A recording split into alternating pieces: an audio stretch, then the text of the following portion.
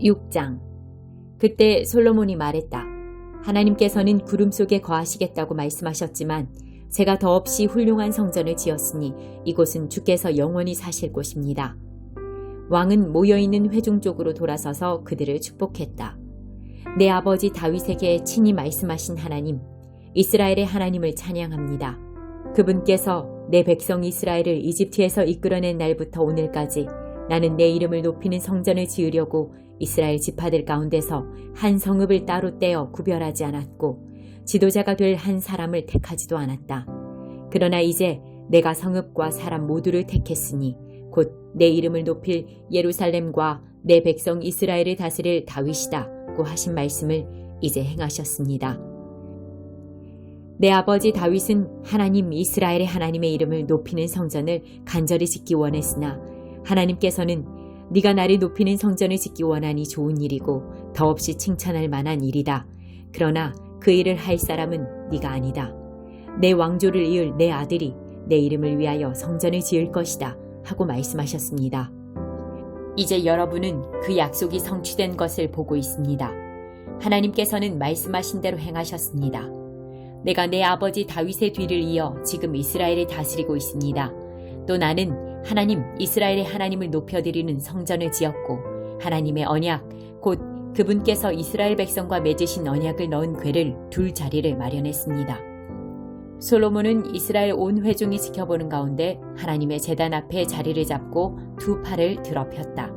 그는 가로와 세로 각각 2.25m에 높이 1.35m인 청동 연단을 만들어 뜰 안에 두었는데 바로 그 연단에 올라 온 회중이 보는 앞에서 무릎을 꿇은 채 하늘을 향해 두 팔을 들고 기도했다. 하나님, 이스라엘의 하나님, 위로 하늘이나 아래로 땅 그 어디에도 주와 같은 신이 없습니다.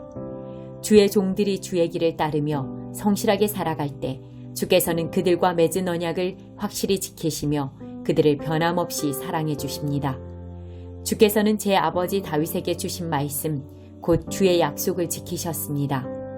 작은 것까지 모두 약속하신 대로 행하셨습니다. 그 증거가 오늘 우리 앞에 있습니다. 하나님, 이스라엘의 하나님, 계속 그렇게 해주십시오. 제 아버지 다윗에게 하신 약속, 곧 내 자손이 주의하여 네가 내 앞에서 행한 것처럼 순종하여 살면 네 자손이 항상 이스라엘의 왕위에 앉아 나를 대신해 다스릴 것이다 라고 하신 그 약속을 계속해서 지켜주십시오. 하나님, 이스라엘의 하나님, 이 모든 것이 이루어지게 해주십시오. 확실하게 증명해 주십시오. 하나님께서 참으로 우리가 사는 곳에 오셔서 거하시겠습니까? 우주조차도 주께서 편히 숨쉴 만큼 넓지 못한데 제가 지은 이 성전이야 더 말할 것도 없습니다. 그러할지라도 담대히 구합니다. 하나님, 나의 하나님, 제가 드리는 중보기도와 간구에 귀를 기울여 주십시오. 지금 주 앞에 아뢰는 이 뜨겁고 진실한 기도를 들어주십시오. 주께서 주의 이름으로 존귀하게 하겠다고 약속하신 이곳, 이 성전을 밤낮으로 지켜보시고 제가 이곳에서 드리는 기도를 들어주십시오.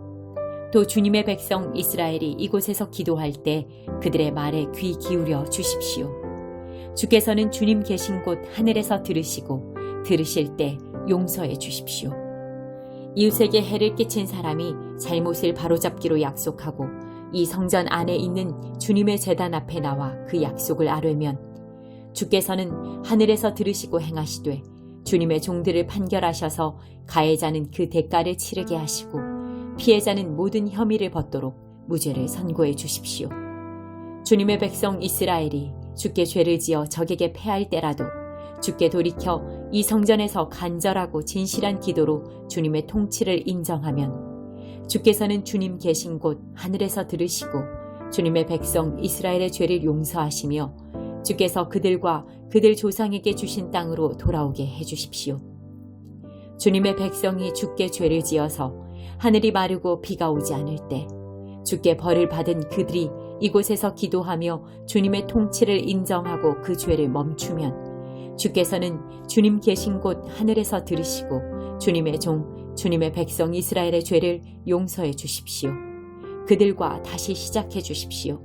그들을 가르쳐 바르게 살게 하시고 주님의 백성에게 유산으로 주신 이 땅에 비를 내려주십시오. 기근이나 재해, 흉작이나 질병, 메뚜기 떼나 병충해 같은 재앙이 닥치거나 원수가 요새로 쳐들어와 온갖 재난이 닥칠 때 주님의 백성 이스라엘 가운데 누구라도 재앙이 일어났음을 깨닫고 이 성전을 향해 손과 팔을 들어 도움을 구하는 기도를 드리면 주께서는 주님 계신 곳 하늘에서 들으시고 우리를 용서하시며 우리에게 보상해 주십시오. 주께서는 각 사람의 마음을 아시니 오직 주님만이 사람의 속마음을 아십니다. 각 사람이 살아온 대로 처한 형편에 따라 보상해 주십시오. 그리하면 주께서 우리 조상에게 주신 이 땅에서 사는 동안 그들이 주님을 경외하고 믿고 순종하게 될 것입니다. 주님의 백성 이스라엘에 속하지 않지만 주님의 명성을 듣고 먼 나라에서 온 외국인들도 기억해 주십시오.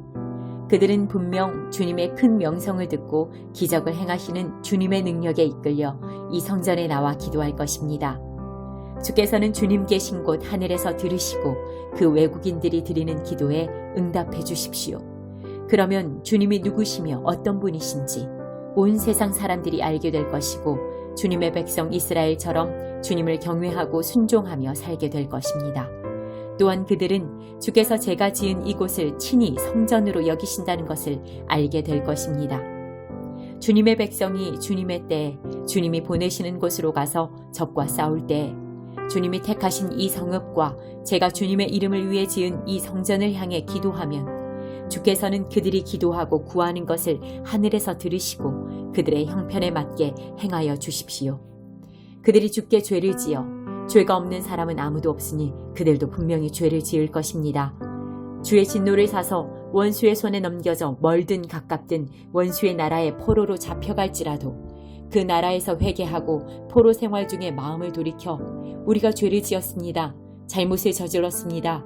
사악한 짓을 행했습니다. 라고 고백하면 또한 원수의 땅에서 마음을 다해 주께로 돌이키며 주님이 그들 조상에게 주신 고향 땅과 주님이 택하신 이 성읍과 제가 주님의 이름을 위해 지은 이 성전을 향해 기도하면 주께서는 그들의 간절하고 진실한 기도를 주님 계신 곳 하늘에서 들으시고 그들에게 가장 좋은 것을 행하여 주십시오. 주께 죄를 지은 주님의 백성을 용서해 주십시오. 사랑하는 하나님, 이곳에서 드리는 모든 기도에 늘 귀 기울여 주십시오.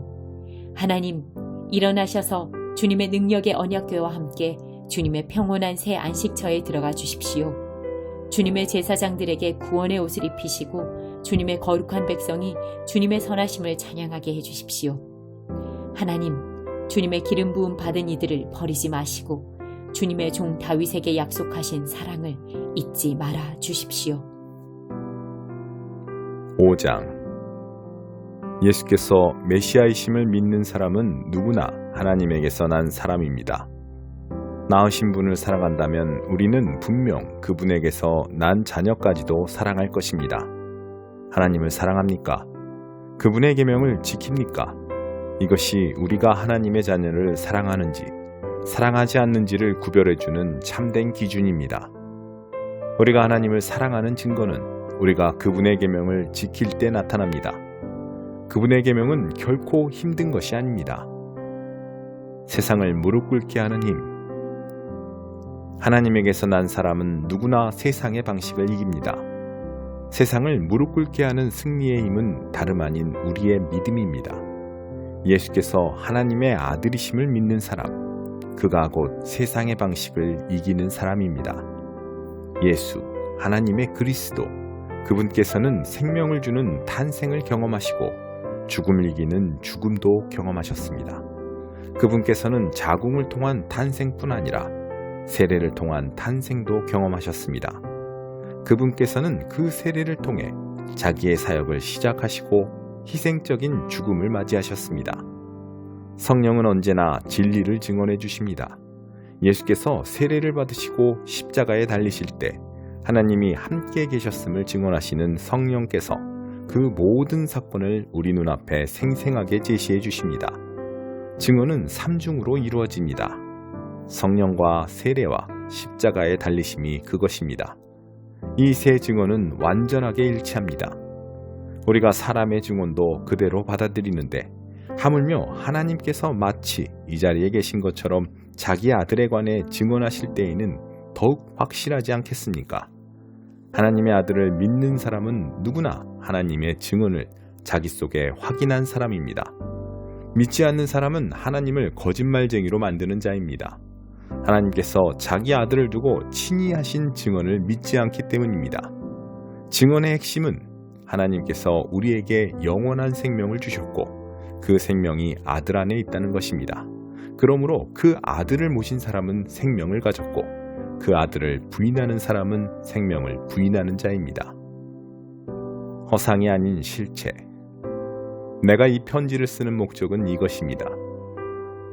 하나님의 아들을 믿는 여러분이 의심의 그림자를 헤치고 나와 영원한 생명, 허상이 아닌 실체를 소유하고 있음을 알게 하려는 것입니다.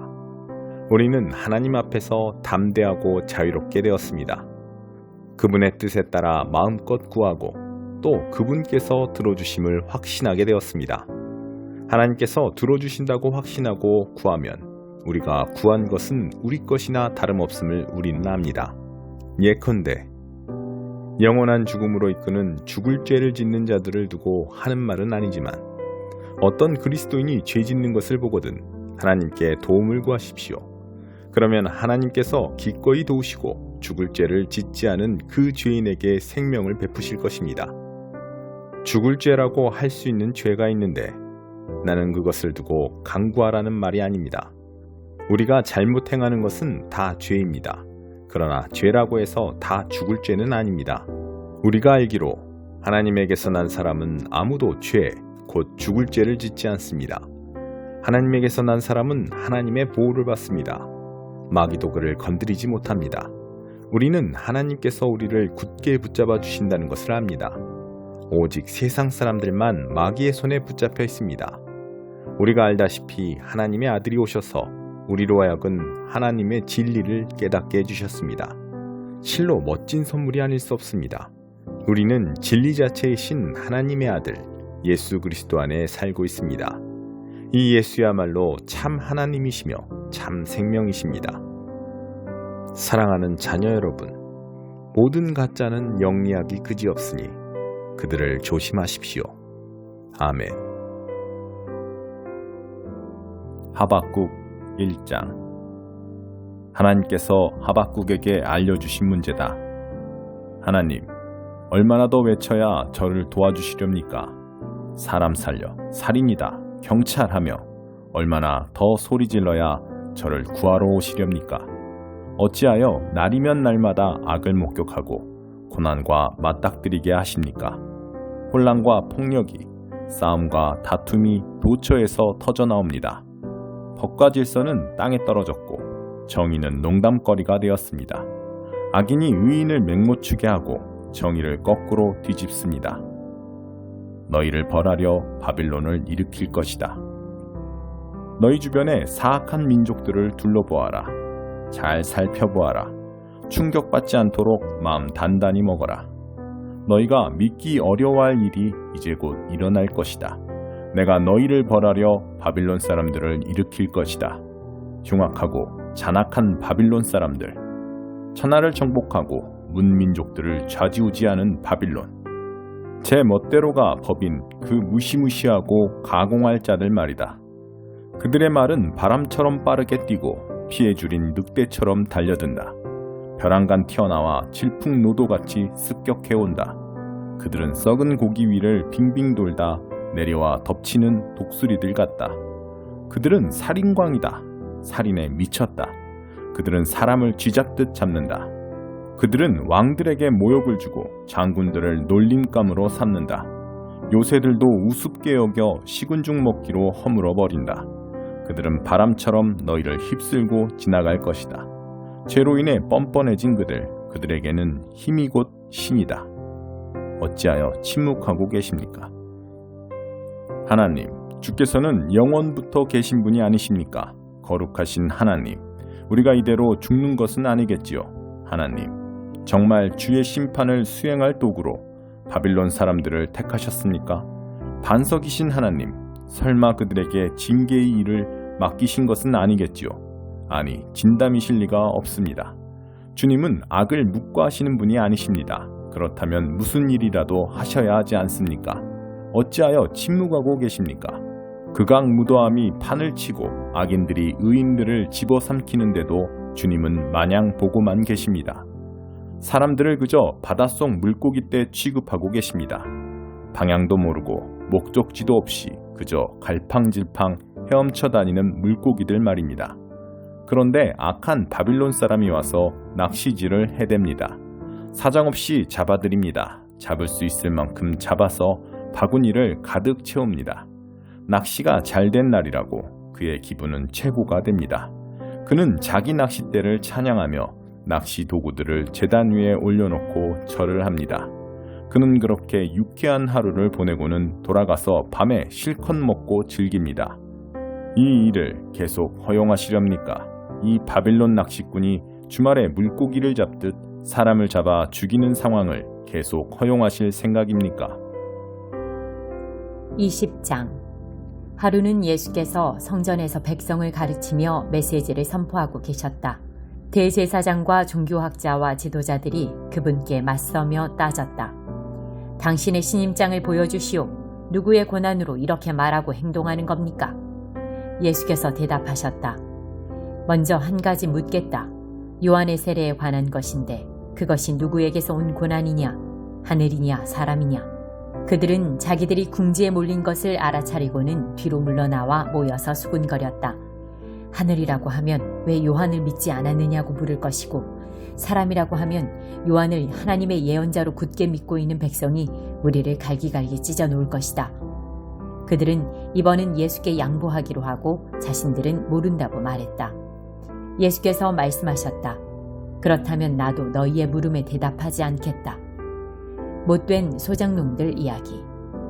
예수께서 백성에게 또 다른 이야기를 들려주셨다. 어떤 사람이 포도원을 세우고 그 포도원을 소작농들에게 맡기고 먼 길을 떠났다. 그는 오랜 시간 동안 떠나 있다가 때가 되자 수확하려고 소작농들에게 종을 한 사람 보냈다. 그러나 소작농들은 그 종을 마구 때려 빈손으로 돌려보냈다. 주인이 다시 한번 다른 종을 보내자 소작농들은 그 종도 멍이 들도록 때려 빈손으로 돌려보냈다. 주인이 세 번째로 종을 보내자 소작농들은 그 종을 머리부터 발끝까지 두들겨 패서 길거리에 내다 버렸다. 그러자 포도원 주인이 말했다. 이렇게 해야겠다. 내 사랑하는 아들을 보내자. 저들이 내 아들만큼은 존중하겠지. 그러나 아들이 오는 것을 본 소작농들은 재빨리 머리를 맞대고 의논했다. 지금이 기회다. 이자는 상속자다. 그를 죽이고 우리가 재산을 다 차지하자.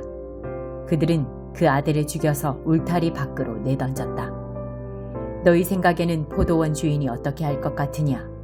맞다. 그가 와서 그들을 다 없애버릴 것이다. 그리고 포도원 관리는 다른 사람들에게 맡길 것이다. 듣고 있던 사람들이 말했다. 아닙니다. 그렇게 하면 안 됩니다. 그러나 예수께서는 물러서지 않으셨다. 그렇다면 너희는 이 말씀이 왜 기록되었다고 생각하느냐? 석공들이 내버린 돌이 이제 모퉁이 돌이 되었다. 누구든지 이 돌 위에 걸려 넘어지는 사람은 그 몸의 뼈가 다 부러질 것이요. 이 돌이 그 사람 위에 떨어지면 그는 완전히 가루가 될 것이다. 종교학자와 대제사장들은 당장 예수를 잡고 싶었으나 여론이 두려웠다. 그들은 그분의 이야기가 자기들을 두고 한 것임을 알았다. 황제의 것, 하나님의 것.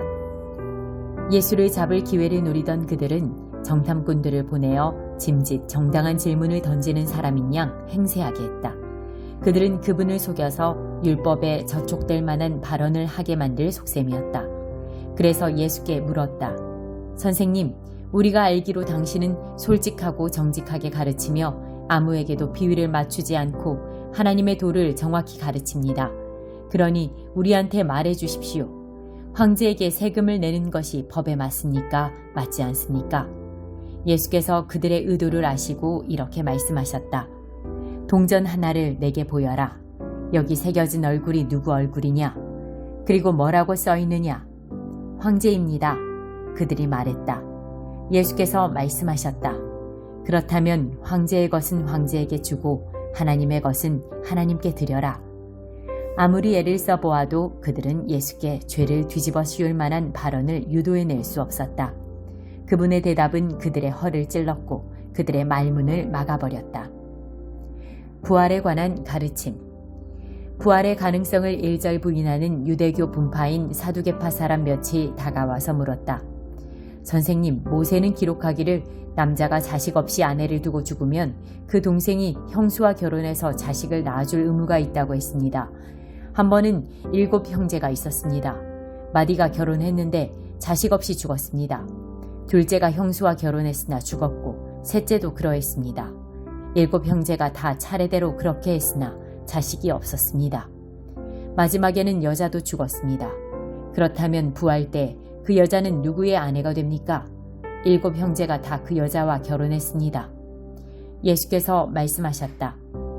이 땅에서는 결혼이 중대한 관심사지만 저 세상에서는 그렇지 않다. 죽은 사람들의 부활에 참여하는 사람들에게 결혼은 더 이상 관심사가 못 된다. 죽음도 마찬가지다. 너희야 믿지 않겠지만 그들에게는 더 나은 관심사가 있다. 그때에는 하나님과 최고의 기쁨과 친밀감을 나눌 것이다. 모세도 불붙은 떨기나무 앞에서 부활에 관해 외치기를 아브라함의 하나님, 이삭의 하나님, 야곱의 하나님이라고 했다. 하나님은 죽은 자의 하나님이 아니라 산 자의 하나님이시다. 그분께는 모두가 살아있다. 몇몇 종교학자들이 말했다. 선생님, 훌륭한 답입니다. 한동안 아무도 그분께 묻는 사람이 없었다. 그 후에 예수께서 그들에게 물으셨다. 어째서 사람들이 메시아를 다윗의 자손이라고 하느냐? 다윗은 시편에 분명히 말했다. 하나님께서 내 주님께 말씀하셨다.